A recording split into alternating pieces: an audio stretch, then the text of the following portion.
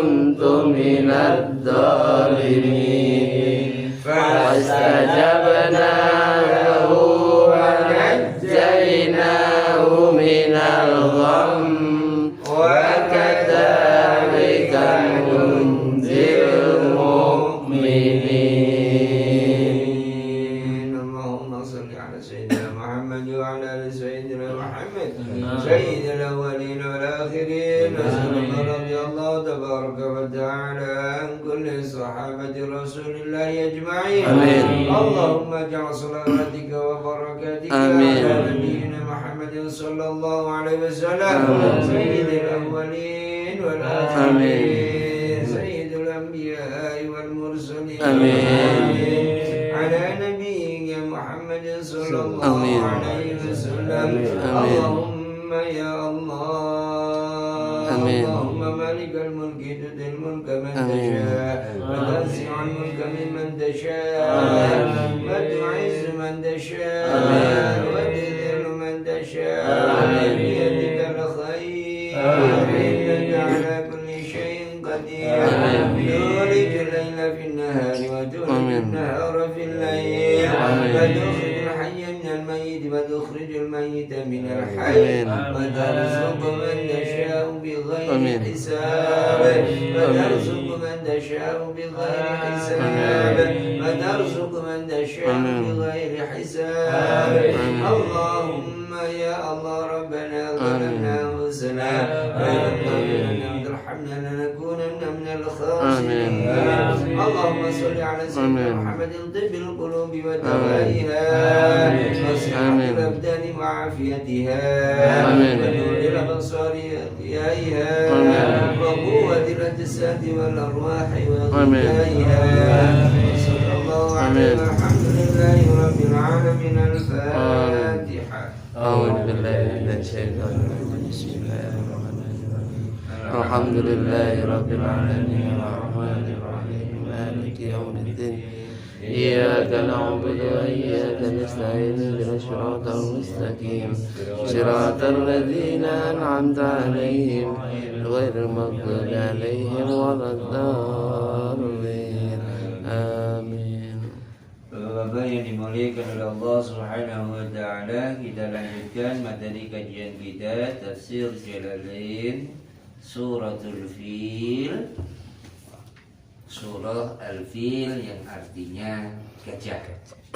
Dinamakan gajah karena pada saat itu Raja Abraha, seorang raja Yaman,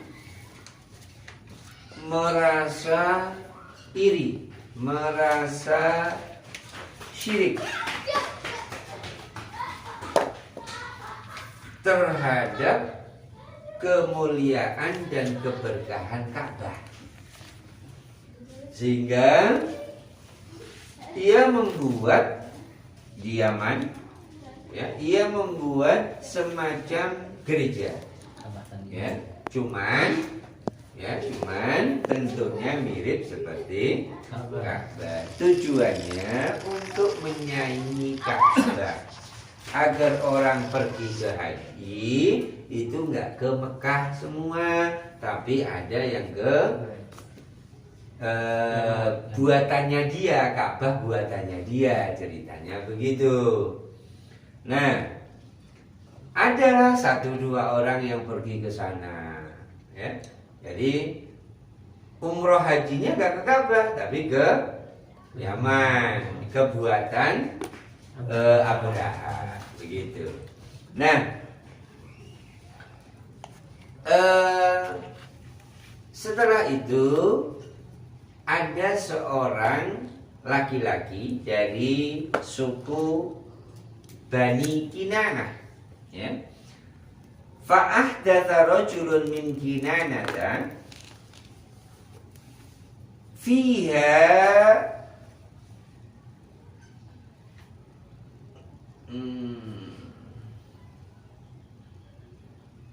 wala takha qablataha bil 'adrati ihtiqaran biha. Ada seorang laki-laki, ini sebelum Islam. Jadi yang namanya umroh yang namanya haji, yang namanya Ka'bah itu ada sebelum Islam datang, ada sebelum Nabi lahir. Karena kenapa? Karena Ka'bah memang awalnya dari Nabi Adam dan kemudian diperbaiki oleh Nabi Ibrahim dengan dibantu oleh anaknya yaitu Ismail. Karena terkena banjir Nabi Nuh, ya, sehingga rusak begitu. Nah, kemudian manfaatnya luar biasa. Dengan adanya haji umroh, orang-orang di luar Mekah berdatangan, tentunya di sana hidup perekonomian. Yang namanya pergi ke Ka'bah ingin umroh begitu ya, ingin tawaf. Jadi termasuk tawaf pun juga itu sebelum Islam datang, sebelum Nabi Muhammad diutus, tawaf itu sudah ada. Cuman caranya beda. Kalau sebelum Nabi diutus, tawafnya itu telanjang. Laki-laki siang hari, perempuan malam hari. Gitu.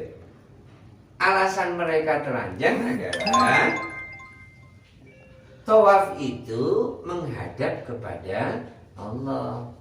Allah itu, Tuhan itu suci. Makanya agar menghadap kepada Tuhan tidak dengan kondisi najis, tidak disertai najis, tidak disertai kotoran, maka tawafnya telanjang. Itu tawaf zaman sebelum Islam. Nah, zaman Nabi ketika diutus, tawafnya mah tetap ada, muternya tetap 7, cuman tekniknya, caranya yang dirubah gitu. Nah, inilah kebijaksanaan Islam, kebijaksanaan Rasulullah, bagaimana Islam merubah sebuah kebiasaan gitu. Zaman Wali Songo, orang Hindu Buddha pada lek-lekan ketika malam. Lek-lekannya tetap, cuman isinya diganti dengan zikir. Begitu. Sangat bijaksana, sangat arif. Nilai-nilai Islam masuk ke dalam kebiasaan mereka, sehingga menganggap bahwa Islam bukan ajaran yang bertentangan dengan mereka. Anggapannya sehingga mudah terpikat begitu. Banyak yang masuk Islam. Nah, ada seorang laki-laki, karena ulahnya Abraha yang begitu, ada seorang laki-laki ya, dari Bani Kinanah, ini sebelum Nabi lahir, itu pergi ke Ka'bah bikinan Abraha. Di sana dia buang air besar. Nah, setelah buang air besar, kotorannya dia itu dioles-olesin di Ka'bah tiruan itu. Ka'bah tiruan buatan Abraha.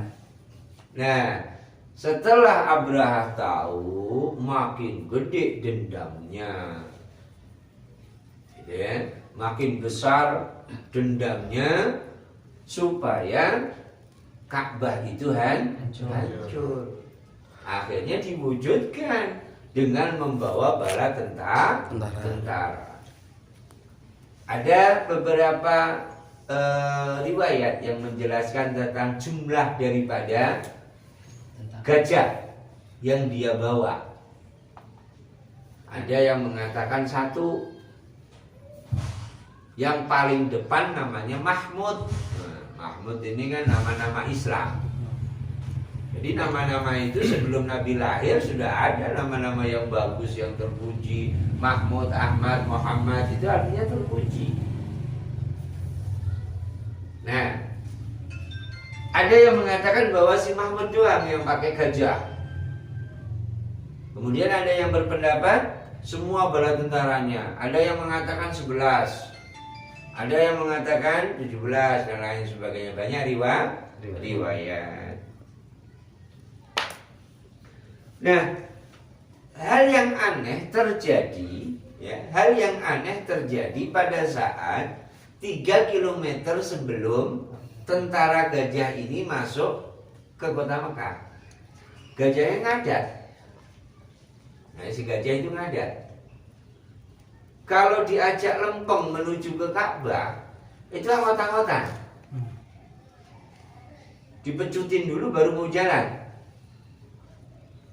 Nah, tapi giliran diajak putar balik lagi ke Yaman, getol banget. Kenceng lagi dia. Gitu. Jadi gajah sudah punya firasat. Nah. Cuman ada bagusnya. Nah, zaman itu, ya, mau perang, mau menghancurkan Ka'bah itu izin dulu. Ibarat orang mau maling, ngomong dulu sama yang punya. Si Abraha ini, ya, bala tentara gajah ini kemudian nanya tuh sama warga sekitar, yang nguasain daerah ini siapa? Dikasih tahu oleh warga yaitu Abdul Muttalib, yaitu kakeknya baginda Nabi Muhammad sallallahu alaihi wasallam. Fahina tawajjahu lihadmil Makkati. Fahina maka tatkala ketika tawajjahu para tentara itu bergerak menghadapkan, mereka bergerak untuk menuju ke Mekah, lihadmil Ka'bati, untuk menghancurkan Ka'bah, arsalallahu alaihim, arsala ngutus sapa Allah alaihim pada mereka, yaitu pasukan gajah itu tadi, ma utawi apa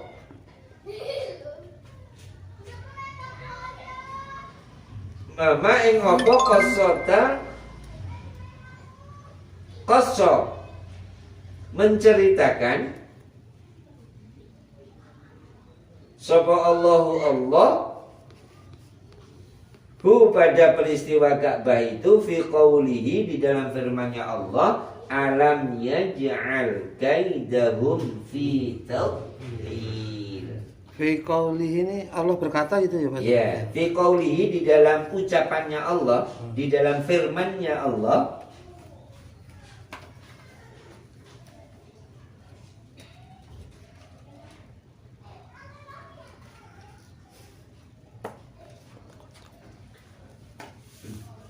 Ma ing apa qasad telah menceritakan sapa Allahu ing ma fi qaulihi, di dalam ucapannya Allah, di dalam firman-Nya Allah yang berbunyi alam yaj'al kaidahum fi tadlil. Alam yaj'al,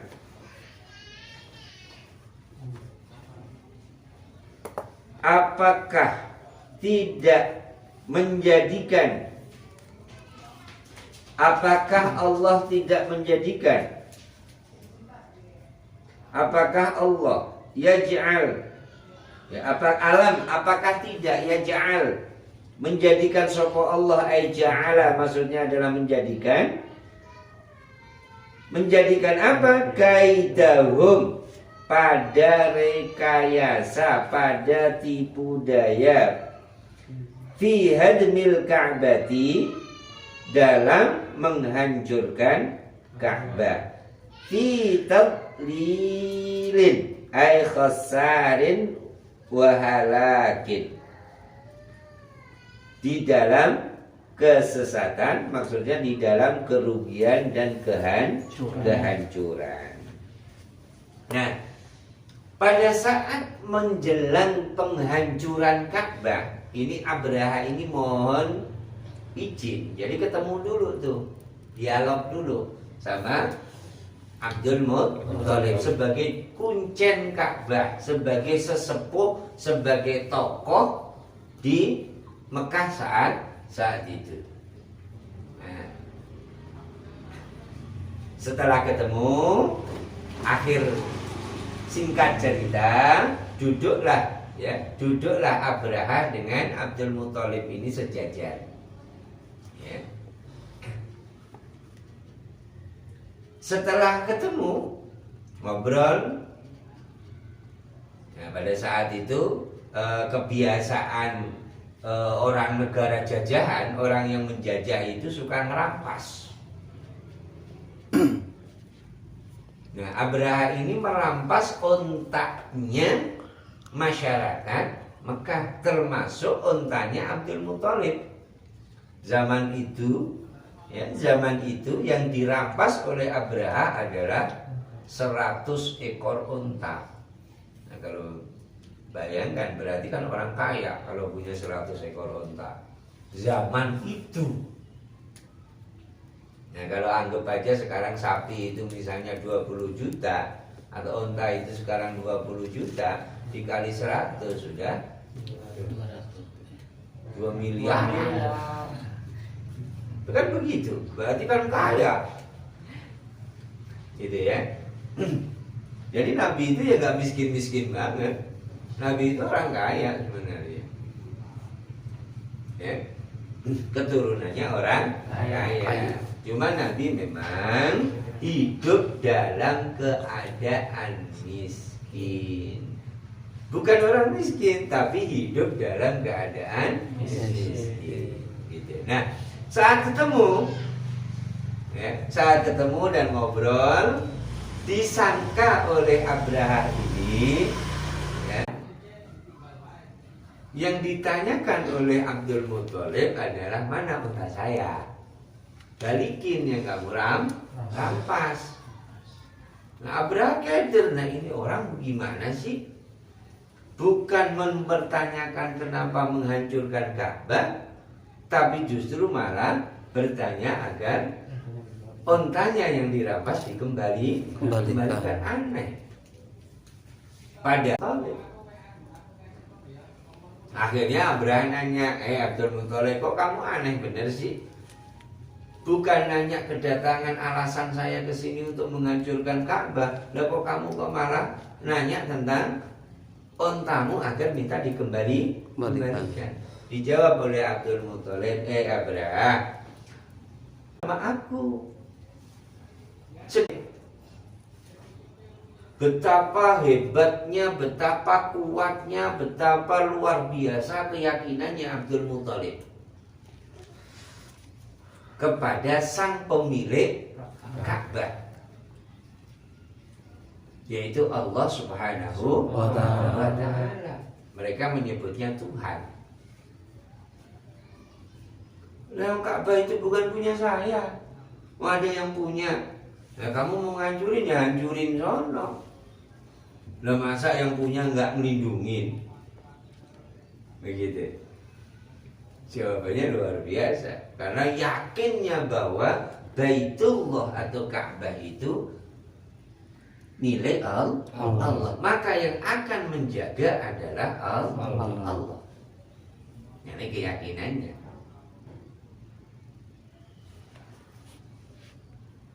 Oleh karena itu, setelah ketemu, ya, pamitan. Nah, ini canggihnya dulu. Orang mau nyerang aja pamit dulu. Ntar dulu ya, gua mau doa dulu sama Tuhan. Nah, bahasa dulu Tuhan, Rob itu artinya Tuhan, belum kenal Allah, tapi itu Tuhan. Nah, sampai di Ka'bah dengan masyarakat Arab, ya, masyarakat Mekah saat itu megang kunci Ka'bah. Jadi apa, gantungan Ka'bah. Jadi pintu itu kan ada pegangannya. Nah, orang yang mau menghancurkan rumahmu, kupasrahkan kembali rumahmu kepadamu. Itu kan luar biasa. Nah, kalau kita yakin sama Allah begitu, luar biasa. bil rizki kita Allah yang ngatur kita, Allah yang nanggung kita. Kalau kita yakin kepada Allah dengan seyakin-yakinnya, dengan totalitas, maka pasti Allah akan menolong. Orang kita yang ngurus kita itu Allah. Ka'bah itu ya mau dihancurin ya dihancurin. Kata Abdul Muthalib, ya, hancurin sana kalau mau, Pak. Orang Ka'bah itu bukan punya saya, Ka'bah itu ada yang punya kok. Dan nanti kamu urusan sama yang punya. Ya udah kalau gitu, udah pamitan tuh ceritanya Abdul Muthalib. Bareng-bareng sama bala tentaranya, sama masyarakat Mekah berada di depan pintu Ka'bah yang dipimpin oleh Abdul Muthalib. Abdul Muthalib megang pegangan pintu Ka'bah sambil berdoa sama Allah. Ya Rabb, ini rumahmu, ini milikmu. Saat ini ada orang yang mau menghancurkan milikmu, maka aku pasrahkan kepadamu. Apa yang engkau akan lakukan kepada orang yang akan menghancurkan rumahmu? Makanya di dalam surat Al-Quraisy kan falyabudu rabba hadzal bait. Ya, rabba masih menggunakan rob, bukan belum Allah. Nah, setelah itu Abdul Muthalib ngajak masyarakat atau pengikutnya untuk naik. Yuk, wahai masyarakat ke Mekah, ayo kita naik bareng-bareng ke sekitar gunung di sekitar Ka'bah. Jadi Abdul Muthalib dan masyarakat Arab, masyarakat Mekah itu naik di atas gunung yang ada di sekeliling Ka'bah. Ngapain? Nah, ini sudah ada isyarat. Kita pengen tahu apa yang akan dilakukan oleh Tuhan pemilik rumah ini, pemilik Ka'bah ini terhadap Abraha dan bala tentaranya yang ingin menghancurkan Ka'bah. Ya, coba bisa kayak gitu orang. Okay.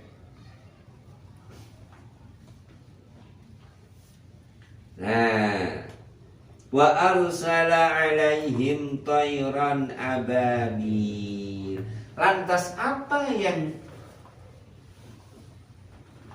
dilakukan oleh Allah?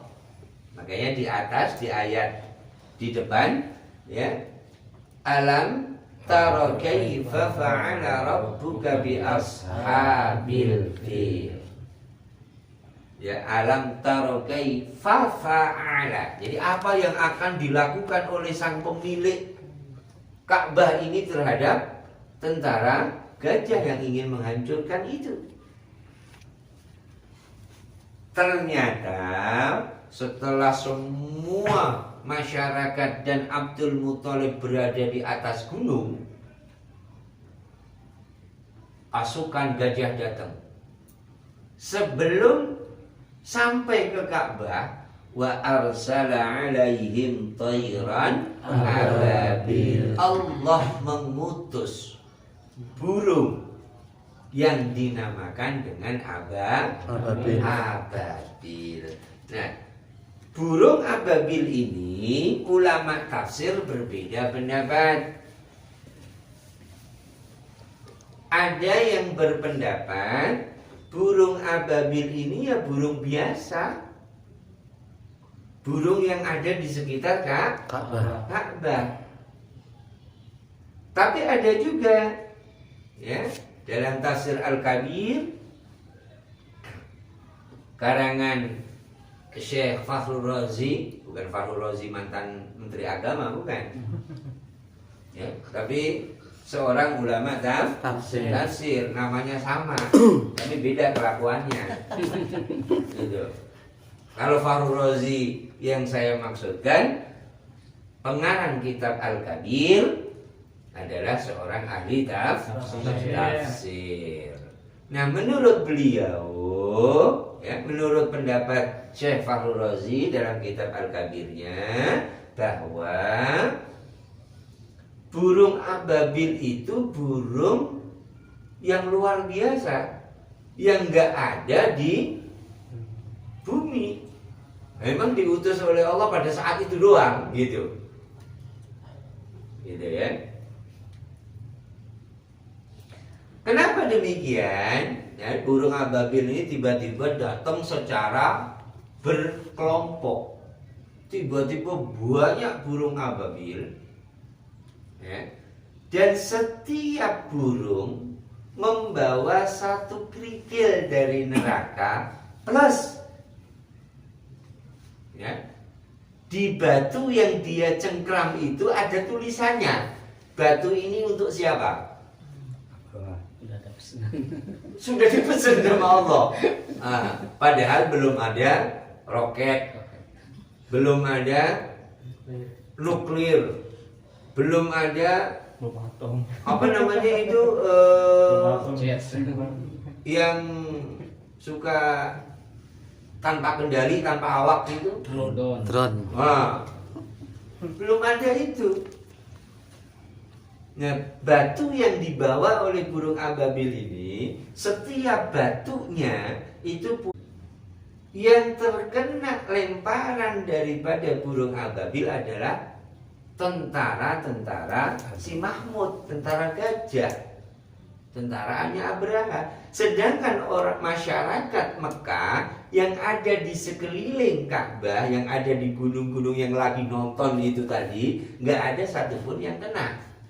Karena batu itu udah pesenan, gitu. Bahasanya misalnya kita ada 8 orang misalnya, gitu ya. Pak Dedi tugasnya nimpuk siapa? Dan itu 100% akurat, pasti kenanya, tepat sasaran. Berarti tugas kita nimpuk pimpinan. Gitu ya. Masing-masing sudah ada tulisannya di batu itu. Nah, datangnya burung ababil itu dengan cara apa? Jama'atin. Secara gelombol-gelombol, kelompok-kelompok, 10. Ini dalam satu pendapat. Ada pendapat yang lain, kila. Jama'atin tadi kelompok-kelompok ya, Pak? Jama'atin.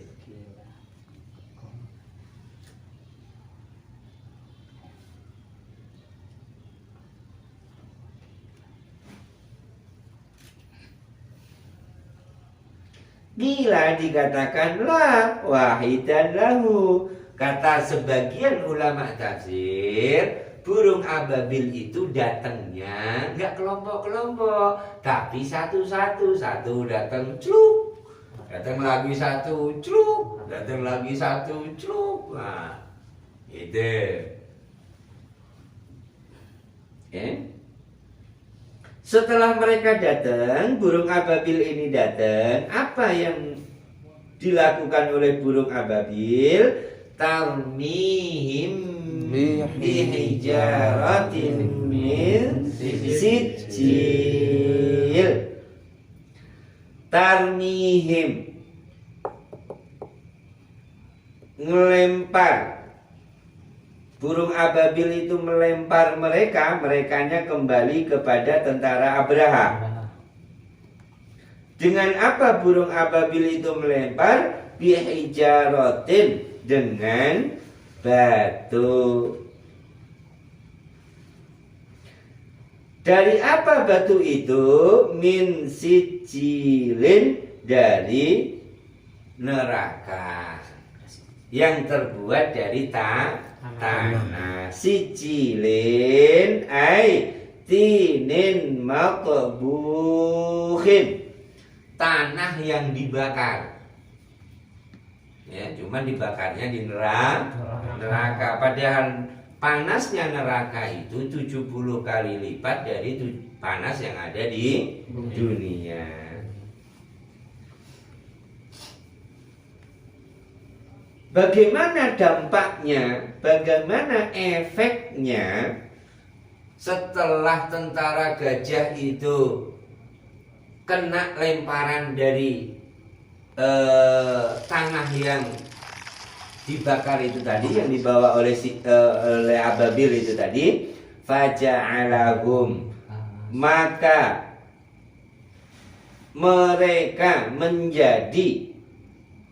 merekanya kembali kepada tentara Abraha.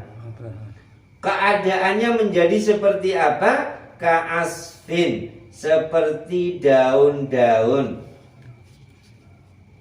makulin, yang dimakan.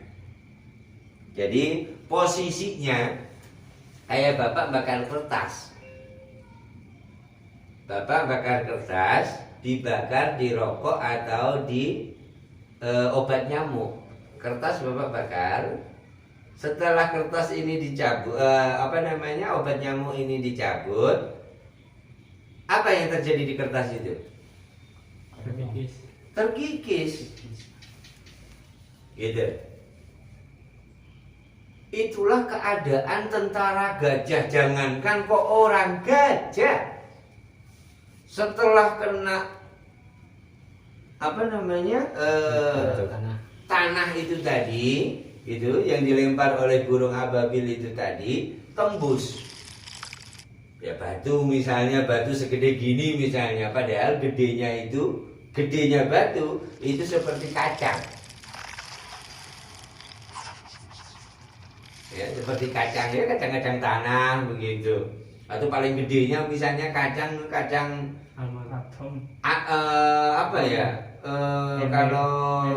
kacang mede. Jadi telur bawahnya jambu monyet. Anggap saja kacangnya segede kacang mede. Segede itu nimpa gajah. Nah, apa yang terjadi pada gajah? Tembus. Setelah tembus, merembet. Jadi merembet. Kayak kertas bapak bakar, itu kan dia dengan sendirinya merembet. Nah, seperti itu kondisi gajahnya. Jadi setelah tembus, dihantam oleh tanah yang dibakar itu tadi, gitu ya. Tembus, setelah tembus, gosongnya itu merembet sampai habis. Gitu. Itu yang terjadi pada gajah. Apalagi manusia, itu udah kayak kertas dibakar aja udah serut gitu. Kayak tisu berarti. Kayak tisu modelnya, iya. Tisu sulap lagi. Merembet. Nah, modelnya kayak seperti tisu dibakar. Setelah dibakar, mati kan ada baraknya tuh. Nah, dia kan merembet tuh. Nah, seperti itu. Ka'asfim makul. Jadi ka'asfim makul itu setelah ditembus oleh burung ababil dengan batu itu tadi. Lumpuh, lalah ya Pak Ustaz. Ya? Lalah. Meleleh begitu. Jadi merembet. Kalau ada ditembus ditembak misalnya, udah bolong itu saja kan. Nah ini enggak, setelah bolong dia nyebar seperti tisu tadi. Jadi ngebakarnya itu sambil jalan. Nah pada saat itulah orang-orang Mekah dan Abdul Muthalib makin yakin kepada Allah, kepada Tuhan sang pemilik Ka'bah. Jadi melihat secara langsung bagaimana Abraha berniat untuk menghancurkan Ka'bah, kemudian oleh sang pemilik Ka'bah, dalam hal ini adalah Allah kalau kita nyebutnya, kalau zaman dulu Tuhan, begitu Rob, ternyata kontan dibalasnya.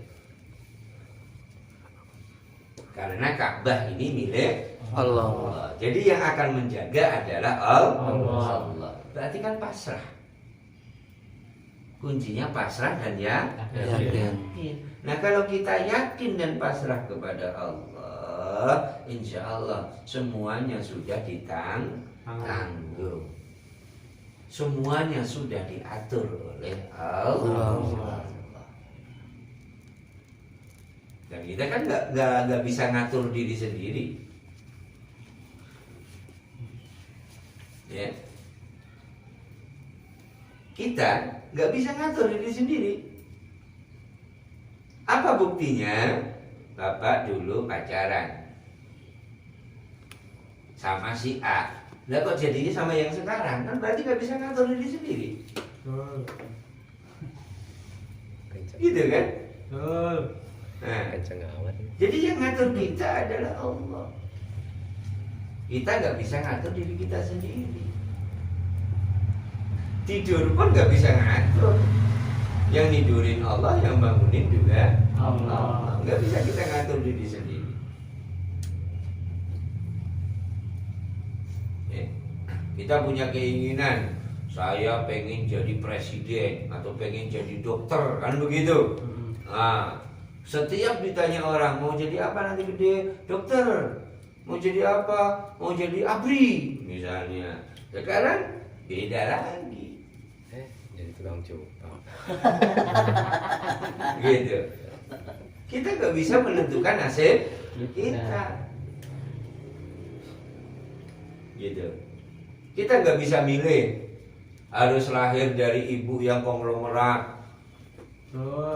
Gitu. Dan kita nggak bisa ngatur kita mati kapan, nggak bisa, nggak tahu kita. Itu sebagai bukti bahwa kita ada yang ngatur, kita ada yang ngurus, yaitu Allah. Gitu. Dan setiap kita pasti pengen, nanti saya pengen jadi pejabat gajinya gede. Gitu. Gajinya berapa? 1 juta waktu kecil dulu kan begitu ditanya begitu kan. Dan bahkan mungkin Bapak sekarang keinginan Bapak, ya keinginan kita semua adalah nggak kerja tapi hidup enak. Itu kan? Ya. Tapi bisa nggak kita mengikuti keinginan kita? Tidak. Dan kita sudah diatur, ditentukan oleh Allah bahwa Pak Tri kerjanya di sini. Dan itu nggak pernah minta. Nggak pernah minta. Ya. Aju kerja di Baja nggak pernah minta. Enggak, Pak Ustaz. Cupang aja kirain gampang, aja susah. Kutu air sama jentik susah sekarang ya. Itu. Kita nggak pernah pesan, nggak pernah minta. Dan kerap kali makanya Allah punya sifat Al-Jabbar. Itu sifat Allah. Dan kita tergantung, terkait dengan ketentuannya Allah. Ya. Faja'alahum ka'asfin ma'kul kawarati zar'in akalat huddawabu, seperti daunnya pepohonan. Akalathu,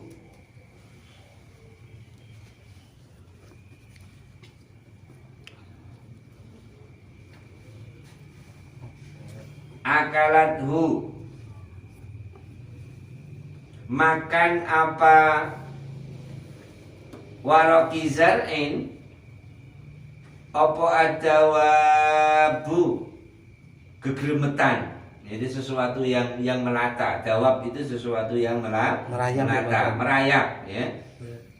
Kalau di Jawa maknanya gegremetan. Gremet. Ya, gremet, sesuatu yang gremet, ya termasuk manusia itu gremet. Ya, gremet di bumi gitu.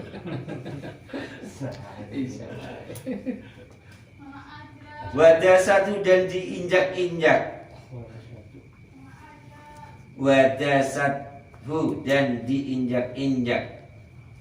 Wadah wabu tadi gremet ya Pak Ustaz? Iya, gremet. wa afnathu dan rontok.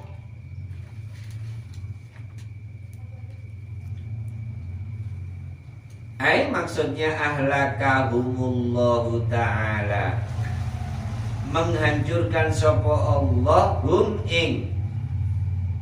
pada tentara Abraha.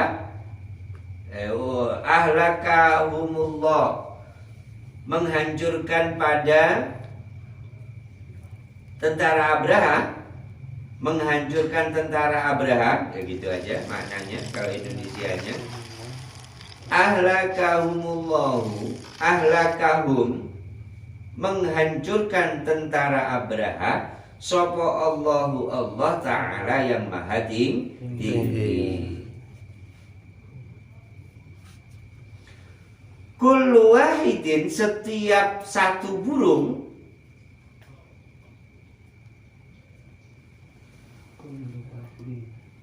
kullu wahidin, setiap satu burung ababil, bihajaratil maktubi, membawa satu batu yang ditulis.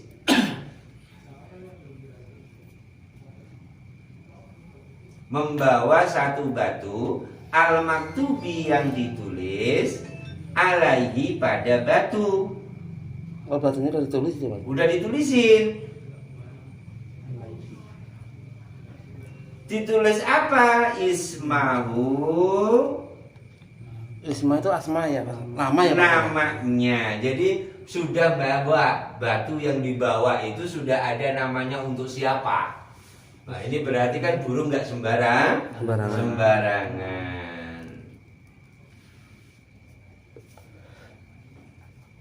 Nah pada saat itulah sebagai kesingkatnya, wa kana hadza amun maulidin Nabi sallallahu alaihi wasallam. Dan pada saat peristiwa inilah Nabi Muhammad tahun itu dilahirkan.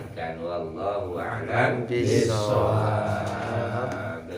Suratul Humazah insyaallah pada pertemuan yang akan datang. Tamat surah Al-Fil. Yang nonton banyak. Demikian tafsir surah Al-Fil. Terus bantu channel kami untuk senantiasa mensiarkan tafsir-tafsir Quran, dan mudah-mudahan bermanfaat bagi kita semua. Amin. Baik yang di sini ataupun kepada sahabat sekalian. Terus support kami, subscribe, like, and comment, share sebanyak-banyaknya agar senantiasa kami bisa menyuguhkan yang terbaik untuk siar dakwah ini. Wabillahi taufiq wal hidayah. Assalamualaikum warahmatullahi wabarakatuh. Waalaikumsalam.